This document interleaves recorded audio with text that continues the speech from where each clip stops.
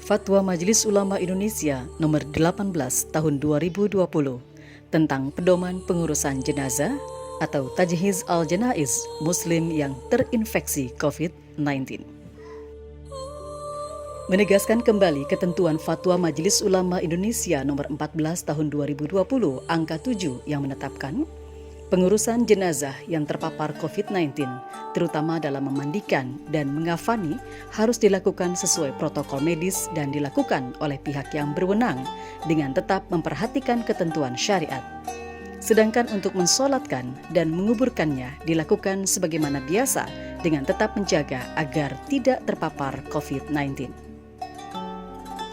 Umat Islam yang wafat karena wabah COVID-19 dalam pandangan syara termasuk kategori syahid akhirat dan hak-hak jenazahnya wajib dipenuhi, yaitu dimandikan, dikafani, disolati, dan dikuburkan, yang pelaksanaannya wajib menjaga keselamatan petugas dengan mematuhi ketentuan-ketentuan protokol medis.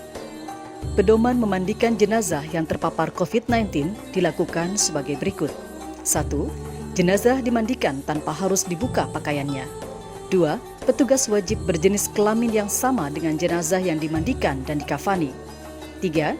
Jika petugas yang memandikan tidak ada yang berjenis kelamin yang sama, maka dimandikan oleh petugas yang ada, dengan syarat jenazah dimandikan tetap memakai pakaian, dan jika tidak, maka ditayamumkan. 4.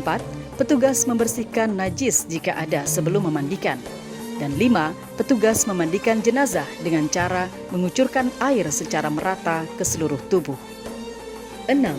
Jika atas pertimbangan ahli yang terpercaya bahwa jenazah tidak mungkin dimandikan, maka dapat diganti dengan tayamum sesuai dengan ketentuan syariah, yaitu dengan cara mengusap wajah dan kedua tangan jenazah minimal sampai pergelangan dengan debu. Dan untuk kepentingan perlindungan diri pada saat mengusap, petugas tetap menggunakan APD. Ketujuh, jika menurut para ahli yang terpercaya bahwa memandikan atau menayamumkan tidak mungkin dilakukan karena membahayakan petugas, maka berdasarkan ketentuan darurah syariah, jenazah tidak dimandikan atau ditayamumkan. Pedoman mengafani jenazah yang terpapar COVID-19 dilakukan sebagai berikut. 1. Setelah jenazah dimandikan atau ditayamumkan, atau karena darurah syariah tidak dimandikan atau ditayamumkan, maka jenazah dikafani dengan menggunakan kain yang menutup seluruh tubuh dan dimasukkan ke dalam kantung jenazah yang aman dan tidak tembus air untuk mencegah penyebaran virus dan menjaga keselamatan petugas. 2.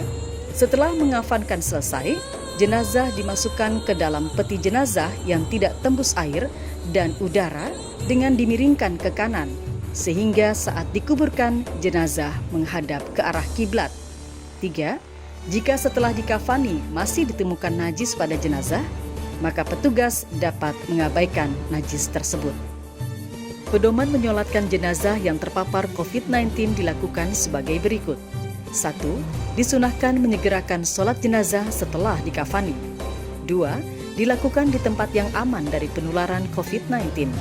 3. Dilakukan oleh umat Islam secara langsung, minimal 1 orang. Jika tidak memungkinkan, boleh disolatkan di kuburan, sebelum atau sesudah dimakamkan. Jika tidak memungkinkan, maka boleh disolatkan dari jauh atau sholat gaib. 4. Pihak yang menyolatkan wajib menjaga diri dari penularan COVID-19. Pedoman menguburkan jenazah yang terpapar COVID-19 dilakukan sebagai berikut. 1. Dilakukan sesuai dengan ketentuan syariah dan protokol medis. 2. Dilakukan dengan cara memasukkan jenazah bersama petinya ke dalam liang kubur tanpa harus membuka peti, plastik, dan kafan. 3.